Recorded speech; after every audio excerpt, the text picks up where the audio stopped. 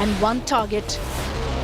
DMK और कांग्रेस जैसी पार्टियां हैं, ये सरकार में इसलिए आना चाहते हैं ताकि अपने परिवार को आगे बढ़ाए।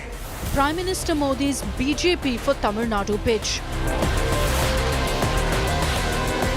All-out campaign ahead of polls. Tamil Nadu की इस धरती का भगवान श्री राम के साथ जो संबंध है, वो दुनिया जानती है। But will the BJP make inroads in Tamil Nadu? BJP's big Tamil Nadu challenge is our top focus on 6 p.m. Prime. Good evening. You're watching 6 p.m. Prime here on India Today. I'm Akshita Nandagopal, and this evening we're going to be recapping for you all of the highlights of Prime Minister Modi's visit to Tamil Nadu. When yesterday, of course, he was in Tirupur wrapping up the final edition of the En Manyan Makkal Yatra, to today where he addressed two big rallies, one in Thoothukudi, the other in Tirunelveli. There are several takeaways from each of these speeches by the Prime Minister. What's very clear is that the BJP is putting their focus on making serious inroads into the state of Tamil Nadu. Will that reflect in the upcoming election itself, or is it a long journey ahead? We're going to be discussing that and much more. Let's begin first with the top 6 headlines.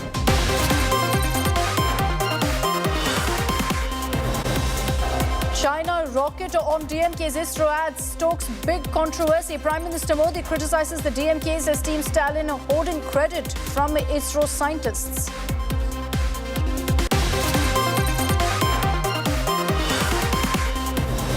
Himachal Chief Minister Sukhwinder Sukhu remains defiant, says he will not resign. Disqualification motion against 6 rebel Congress MLAs moved. Big showdown in Himachal Assembly. 15 BJP MLAs expelled. Meanwhile, Himachal Mantri Vikramaditya Singh resigns from the post, blames Sukhu for the crisis.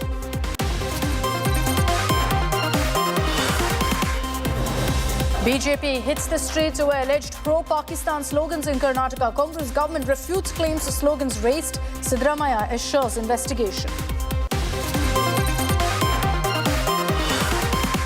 Sandesh Khali showdown continues. TMC Neta Shahjahan Sheikh absconding for 55 days now. Calcutta High Court pulls up Bengal corpse, asks central agencies to make arrest. An historic drug haul seized off the Gujarat coast. Indian Navy officials seize a record 3,330 kilos of drugs like charas and meth from a boat. 5 crew members arrested.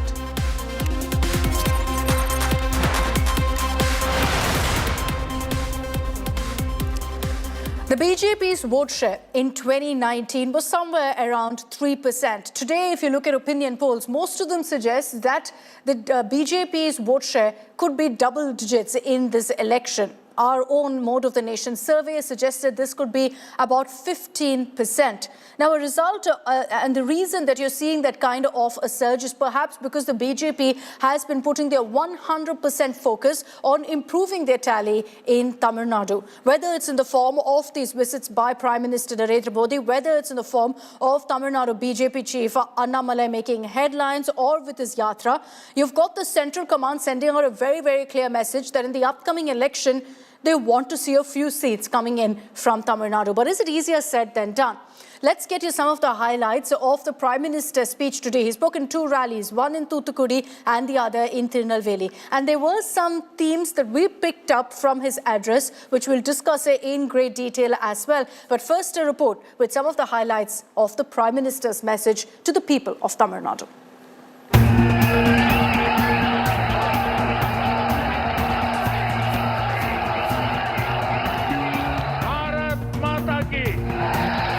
Prime Minister Modi's power-packed visit to Tamil Nadu.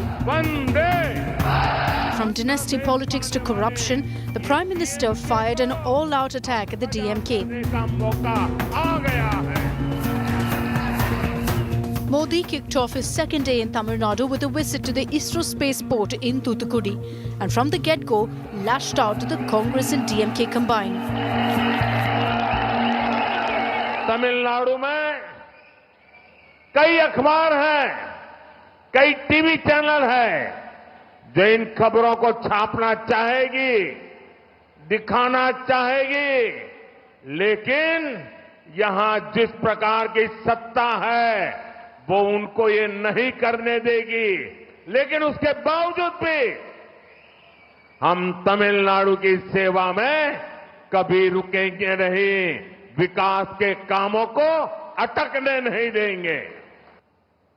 ये सारे जो project मैं आज लेके आया हूं, ये दशकों से यहां के लोगों की मांग थी।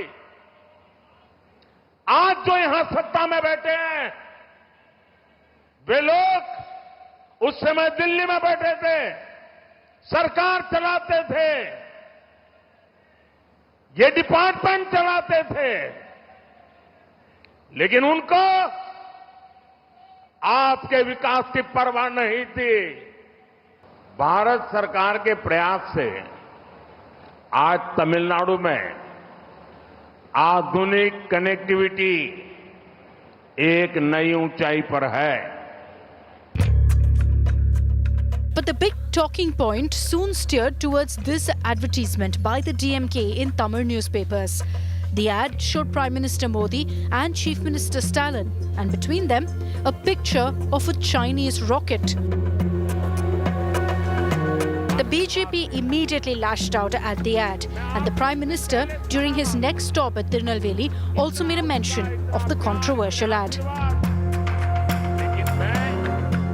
जो टैक्स तमिलनाडु के भाई बहन देते हैं, उन पैसों से उन्होंने एडवर्टाइजमेंट दिया और एडवर्टाइजमेंट दे करके उसमें भारत के स्पेस का चित्र नहीं रखा।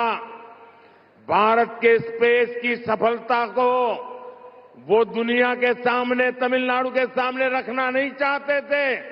उन्होंने हमारे साइंटिस्टों का अपमान किया। ये डीएमके को अब सजा करने का मौका आ गया है। The DMK, however, dismissed the controversy, calling it a mere faux pas amid the political row. I don't know what the person who did the artwork, where they found the picture from, and I don't think India has declared China as an enemy country or anything, because I have seen that the Prime Minister has invited the Chinese Prime Minister, and they've gone to, they've come to Mahabalipuram or anything. We expect a bare minimum apology from the DMK government and that minister. And instead, Kaniboli madam going overboard and defending, I really am at pain to say, why is this happening in our state?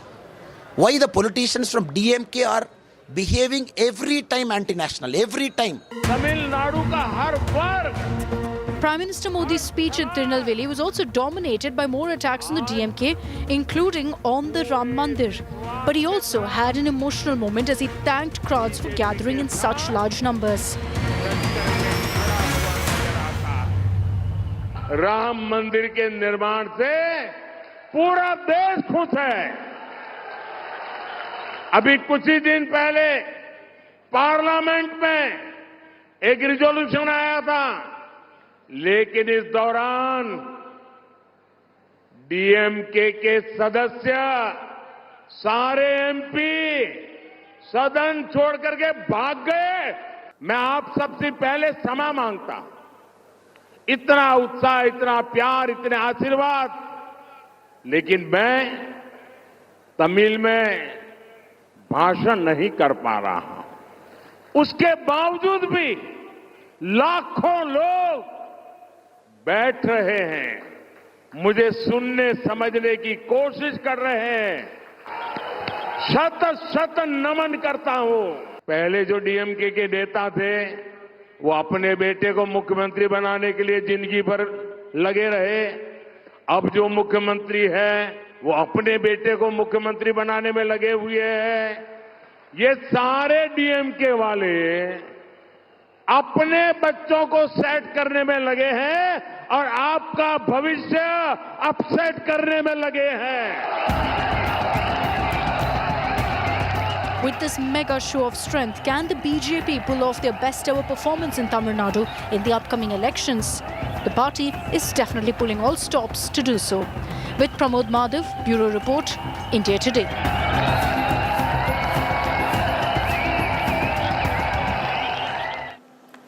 I'd like to bring in Pramod Madhav also on this broadcast. He's joining us live from Tirunelveli. He's been tracking the Prime Minister's rallies for the last 2 days. Pramod, good evening. I'd like to find out from you what really was the mood on the ground in Tamil Nadu. There's a lot of talk about the BJP gaining ground in the state. Did you see that firsthand at these rallies of the Prime Minister?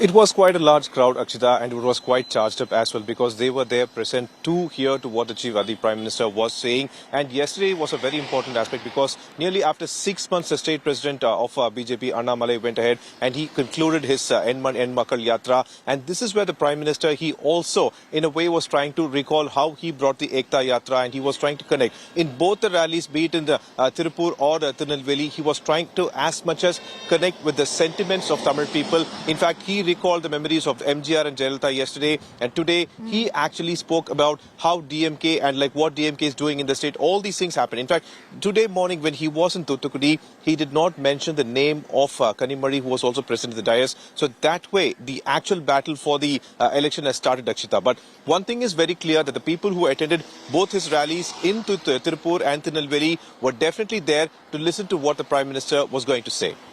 Interesting, and that's something the Prime Minister highlighted too, saying, I don't know your language, you don't know mine, and yet you've all gathered in such large numbers. Thanks very much, Pramod, for joining us with your analysis of what you saw on ground. There are some themes clearly in the Prime Minister's speeches in the last 2 days, 3 speeches that he's made, and in each one of them, there were key takeaways that gives you a sense of exactly what the Prime Minister's election strategy is in Tamil Nadu. And let's dissect that one by one. First is the fact that the Prime Minister is projecting Annamalai as the BJP face in Tamil Nadu. There was a lot of talk that perhaps the BJP High Command was miffed with Annamalai, particularly when the alliance with the AIADMK broke off. But there's a message here from the Prime Minister, whether it's patting Annamalai's back, holding his hand, constantly speaking to him on stage. The message from the Prime Minister was that Annamalai is going to be the leader for the BJP in Tamil Nadu, at least in the foreseeable future, at least till the general elections.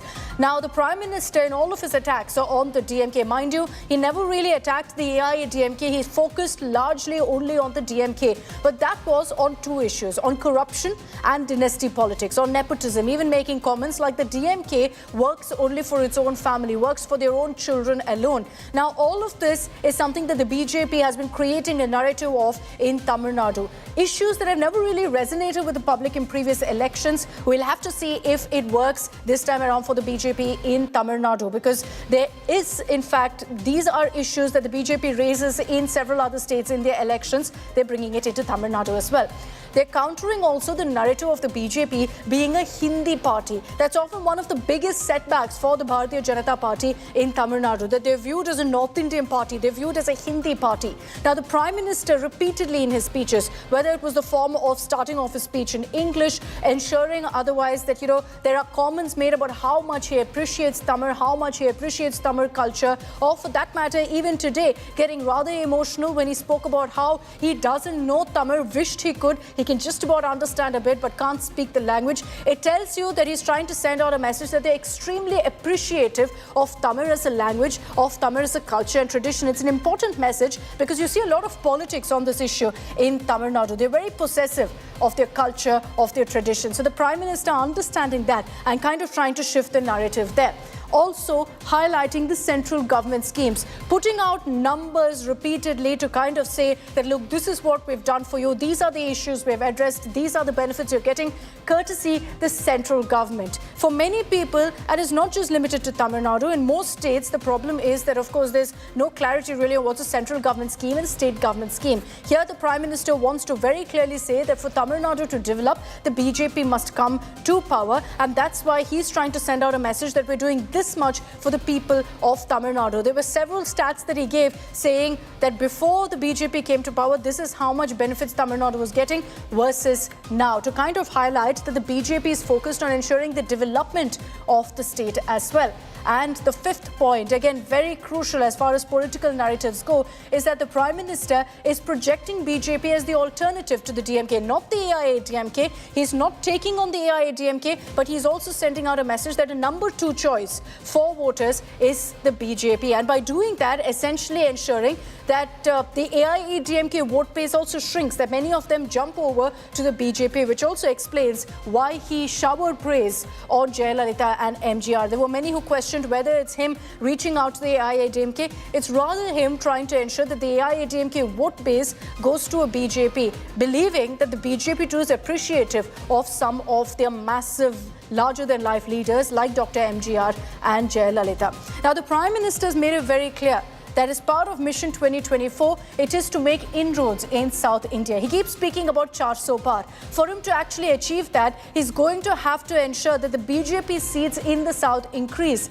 And that's why in this year alone, I wanted you to take a look at how many times he's really visited different parts of the South. It started in Trichy on Jan 2nd, when the Prime Minister inaugurated projects worth over 19,850 crore rupees. That was followed by a visit to Lakshadweep as well, where he unveiled developmental projects and also made that big tourism push that everyone was speaking about, of course, when there was a video that was put out of the Prime Minister snorkeling as well. Let's move that along to the next page as well. So once, in fact, soon after that, on Jan 3rd, the very next day, he was in Thrissur of Kerala, where he held a roadshow, addressed this mega women's meeting. There was a Thanksgiving rally of sorts. The Prime Minister, also the BJP, has been putting a lot of focus on Thrissur, hoping that by going ahead and fielding a star like Suresh Gopi, they'll be able to bag that seat. After that, a few weeks later, the Prime Minister was again in the South, this time in Lepakshi of Andhra Pradesh. This was during the Anushtan that he was holding before the Ram Mandir Pran Pratishtha. He visited the Veerbhadra temple and also performed an Aarti. The next few days, you saw many such visits taking place. The Prime Minister also again went to Thrissur, this time praying at the Guruvayur temple, was seen also going ahead and attending Suresh Gopi's daughter's wedding, blessing several other couples. It's on the same day that he visited the Triprayar Sri Rama temple as well, again linked to his Anushtan. So there's a clear template here of the Prime Minister focusing on the South, but also visiting some of the most iconic historic temples of the South, each with a clear message, also linking it to the Ram Mandir, which he raised in today's rally. Let's go to January 20th, when again he touched down in Tamil Nadu. He was in Trichy offering prayers at the Ranganatha Swami temple. And then on the same day also made his way to Rameshwaram, where he visited the Ramanatha Swami temple. It's here that he took that holy bath, the holy snan as well. Then in Dhanushkodi, the very next day, the Prime Minister visited another very famous temple, the Kottanda Ramaswamy temple, and performed a puja there. All of this was linked to his Anushtan. And before the Ram Mandir Pran Pratishtha, the Prime Minister spent the most amount of time in South India visiting these temples and constantly drawing a link to Ayodhya as well. And then on February 13th, very interesting, he was in Abu Dhabi, and I remember being there at the Alan Modi event to reach out to the diaspora in the UAE, a large portion of which comes from South India. The Prime Minister spoke in Tamil, spoke in Telugu, Malayalam as well as Kannada to send out a message that we love all of you, you are our pride. That was a message he sent out in different languages. And then now, of course, he's started off his trip before Tamil Nadu in Thiruvananthapuram, where he visited the Vikram Sarabhai Space Center, named the 4 astronauts for the Gaganyaan mission, and then made his way to Thoothukudi, where again he's inaugurated several developmental projects worth 17,300 crores. So in a matter of 2 months, these are the number of visits that he's made to the South India. Nothing clearer than this, essentially, that the Prime Minister is putting all of his focus on South India and ensuring that the BJP makes inroads in states like Tamil Nadu, in states like Kerala. As I slip into a short break here on India Today, I also want to get you this video of Prime Minister Modi meeting with German singer Cassandra and her mother. This was yesterday in Tamil Nadu's Palladam. Let's give you that conversation. Krishna Damodaram Vasudevam Bhaje Krishna Damodaram Achyutam Keshavam Ramanarayanam Krishna Damodaram Vasudevam bhaje. You like Indian food? Yeah, I love it. What type of food you enjoy? I just discovered the sweets. Yesterday I saw your one small video, Om Namah Shivaya. I'm in India. Yes. And you've been waiting for 6 years. Yeah. So when first time I talked to her, he never told me that she wanted to come to India. I was very shy. I still am. So I never thought that this would happen. So. Well, God is always with you. Yeah. When one is doing a bhajan, God is always bless you. Yeah. Unnamulai நாதா எங்கள் புலந்திரைந்தோணி சிவமயமாக தெரிகிறதே சிந்தை சிவயோகம் வருகிறதே சிந்தை சிவயோகம் வருகிறது.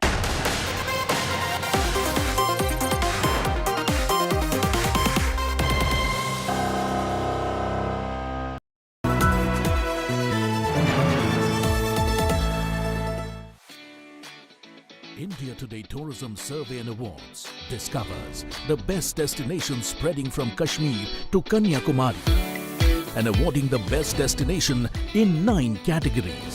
India's best adventure destination, best beach, best mountain destination, best wildlife destination, best heritage destination, best festival, iconic landscape destination, best spiritual destination, best scenic roads. Watch the live webcast on indiatoday.in on 29 February 2024.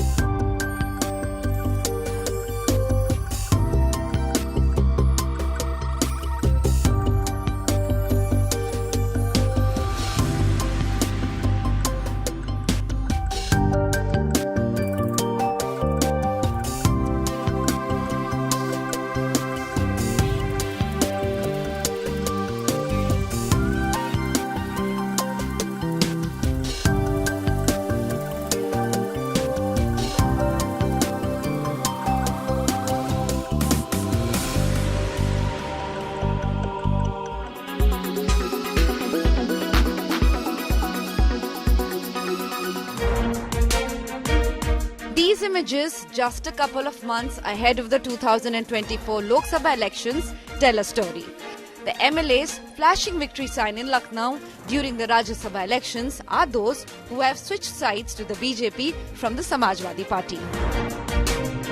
As many as 7 MLAs led by the SP Chief Whip Manoj Pandey, who quit the post on Tuesday morning, jumped the ship, dealing a big blow to the BJP's principal challenger in India's most populous state. Rajya Sabha के चुनाव में BJP ने जिस तरीके से voting हो रही है, आप क्या कहेंगे? पैकेज से वोटिंग हो रही है, डरा के वोटिंग हो रही है, और जब सरकार पूरी लगी होगी तो ऐसी वोटिंग कराएंगे, लोगों को ले जाएंगे अपने पास। माननीय योगी जी को धन्यवाद देने का दिन है। मैं अपने तरफ से और अपने समाज की तरफ से आज जो मैंने मत दिया है उनको धन्यवाद दिया है बस। State after state, the opposition is seeing an exodus every week, every day. And here is a count for Tuesday. In Maharashtra, the state Congress working president Basavaraj Patil quit the party. He is headed for the BJP. His exit comes just days after former chief minister and Maratha leader Ashok Chavan left the Congress. In Gujarat, former union minister and Congress Rajya Sabha MP Naran Bhai Rathwa and his son Sangram Singh Rathwa joined the BJP.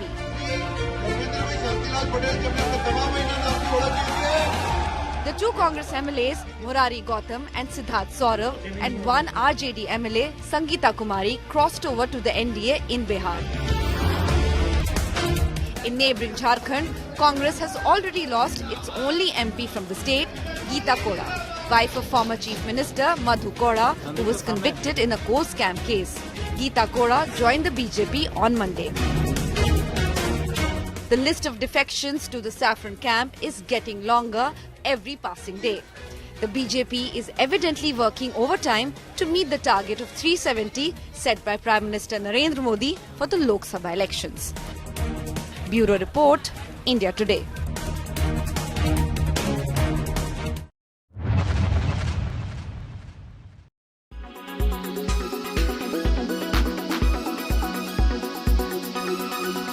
Make your media plan smarter with India Today Live TV on your connected devices. Amplify your brand with 100 million smart internet viewers. To advertise, mail us at sales@aajtak.com.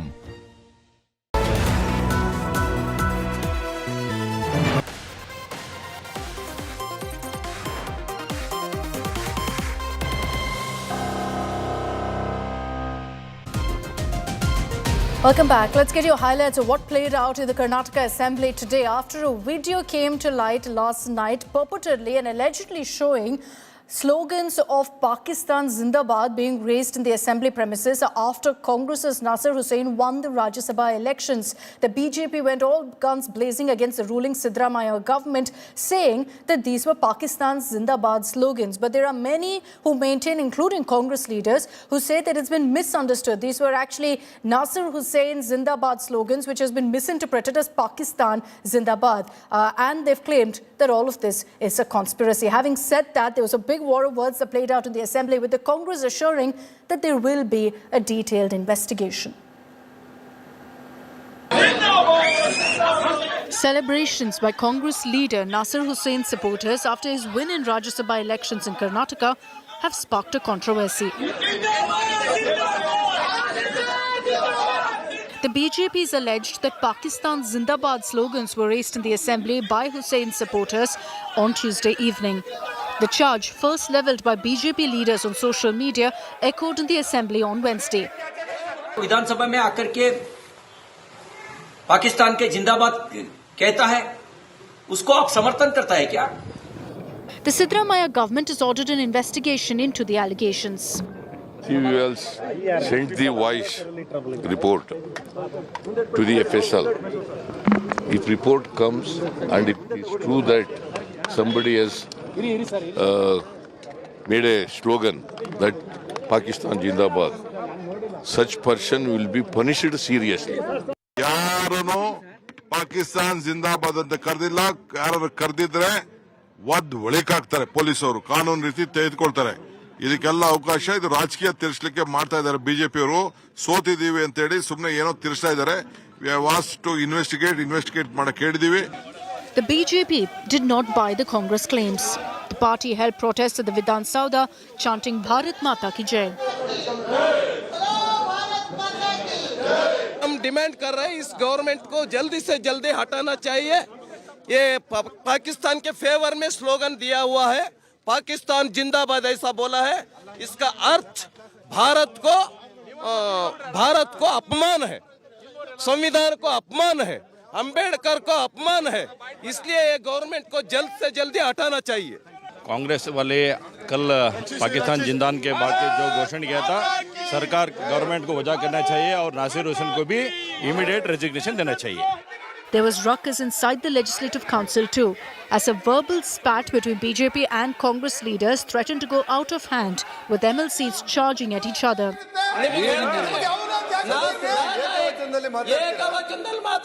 The police have filed an FIR and an investigation is on. A forensic examination of the videos of celebrations by Nasir Hussain supporters has been conducted to ascertain exactly what happened. Bureau Report, India Today.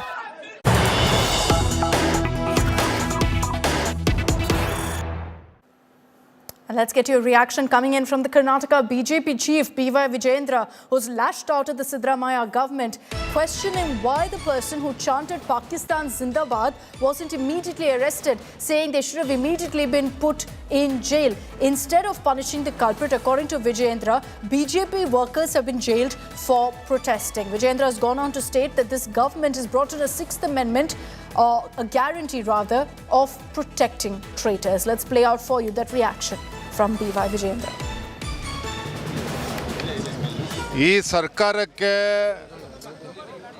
ಮಾನ ಮರ್ಯಾದೆ ಇದ್ದಿದ್ರೆ ನಿನ್ನೆ ದಿನನೇ ಯಾರೋ ಪಾಕಿಸ್ತಾನ್ ಜಿಂದಾಬಾದ್ ಅಂಥೇಳಿ ಘೋಷಣೆಗೆ ಹೋಗಿದ್ನೋ ಅಲ್ಲೇ ಒದ್ದು ಅಲ್ಲೇ ಸ್ಟೇಷನ್ ಒಳಗೆ ತಗೋಬೇಕಿತ್ತು. ದೇಶದ್ರೋಹಿಗಳನ್ನು ಕೂಡ ಒಳಗೆ ಹಾಕೋಕ್ಕೆ ನೀವು 10 ಬಾರಿ ಯೋಚನೆ ಮಾಡ್ತೀರಿ. ಅದಕ್ಕೆ ಬಿ ಜೆ ಪಿ ಹೋರಾಟಕ್ಕೆ ಇಳಿಬೇಕಾಗಾದ್ರೆ ದೇಶದ್ರೋಹಿಗಳನ್ನು ಹಿಡೀರಿ ಅಂತ ಹೇಳಿದ್ರೆ, ಯಾರು ದೇಶದ್ರೋಹಿಗಳ ವಿರುದ್ಧ ನಿನ್ನೆ ಹೋರಾಟ ಮಾಡ್ತಕ್ಕಂಥ ಪ್ರಯತ್ನ ಮಾಡಿದ್ರು ಬಿ ಜೆ ಪಿ ಕಾರ್ಯಕರ್ತರು, ಅವರನ್ನ ಹಿಡಿದು ಒಳಗಾಗ್ತಕ್ಕಂಥ ಕೆಲಸ ಕಾಂಗ್ರೆಸ್ ಸರ್ಕಾರ ಮಾಡಿದ್ದಾರೆ.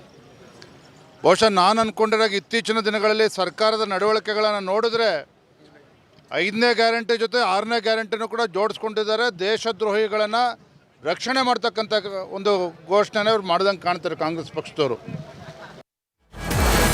And let's bring in Anaga Keshav on this broadcast. She's joining us live from Bengaluru. Anaga, fierce war of words that we witnessed in the Karnataka Assembly over this issue. On one hand, you've got the Congress saying that these were slogans that were misheard by the BJP, and yet they've promised that action and an investigation will be taken up immediately.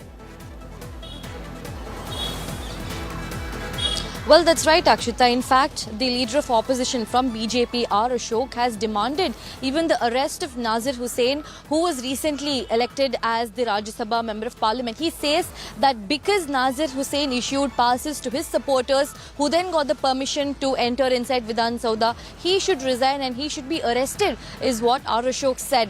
Subsequently, even Priyank Kharge reacted on this matter, stating that it was indeed Nasir Saab Hussain and not Pakistan Zindabad, and he said that this is proven in the forensic analysis. They're only merely waiting for the report to come out. Once it comes out, the matter will be sorted out, is what Priyank Kharge said.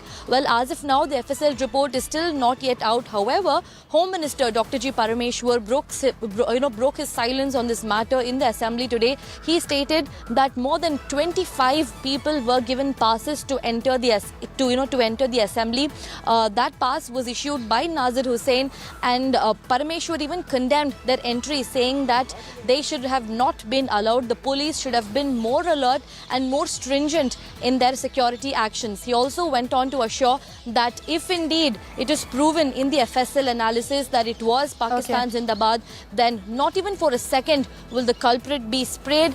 They will be taken strict action against, is what the Home Minister assured. So was it Pakistan Zindabad or was it Nasir Saab Zindabad? Well, the jury's still out on that one. Hopefully with the forensic report, we will get some clarity on exactly what was the slogan that was chanted and thereby an end to this political controversy. Thanks very much, Anaga, for joining us with all of those details. And with that, I'm slipping into a short break here on 6 p.m. Prime. On the other side, we'll get you all the latest coming in from the United States, where remember, there too, election heat is picking up. Ahead of the elections, a poll has predicted that Michelle Obama is now the leading choice to replace Joe Biden.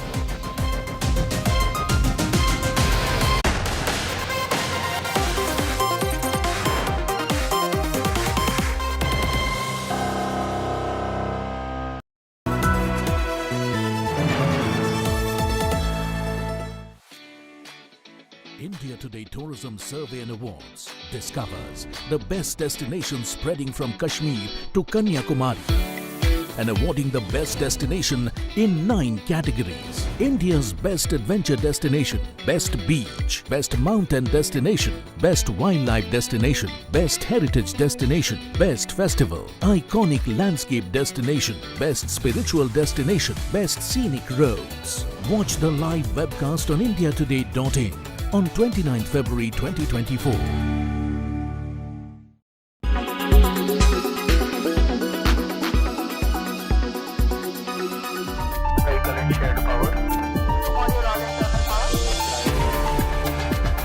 Milestone towards ISRO's Gaganyaan mission. India's remarkable journey skyward. We have a operations director that the Sending a module into outer space and safely returning it to Earth. The Gaganyaan successful test flight 4 months ago set the stage for India's intended manned space mission in 2025.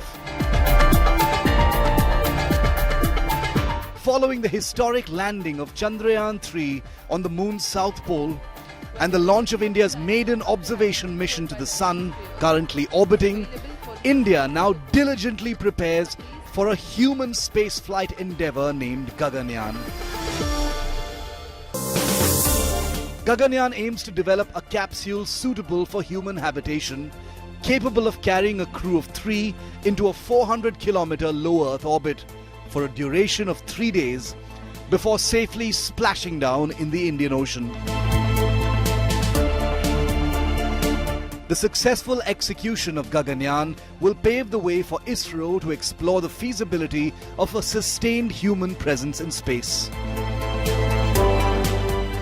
India adopts a meticulous approach for its inaugural manned spaceflight, utilizing cutting-edge technologies, including a human-rated launch vehicle, to ensure the safe transport of the crew to space, life support systems to simulate Earth-like conditions in space, and provisions for emergency escape.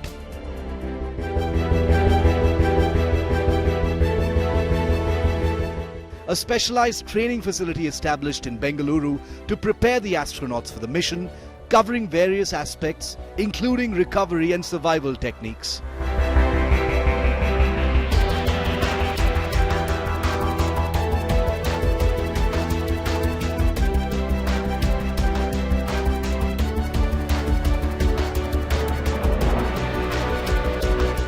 India, on track to become only the fourth nation to independently send a human into space, following the Soviet Union, the United States and China. Bureau Report, India Today.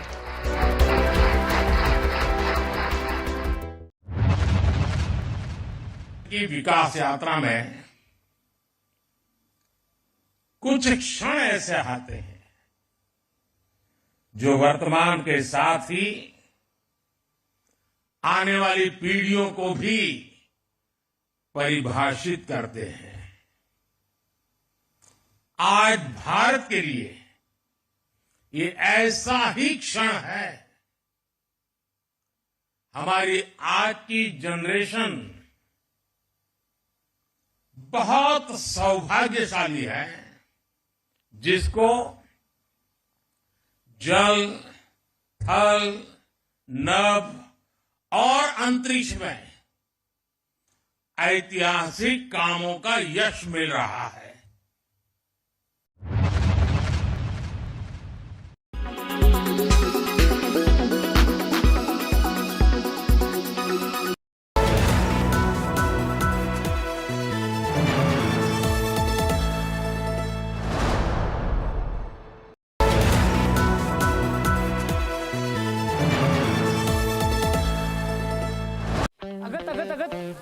अगत बेटा अगत, आजा बाबा आजा।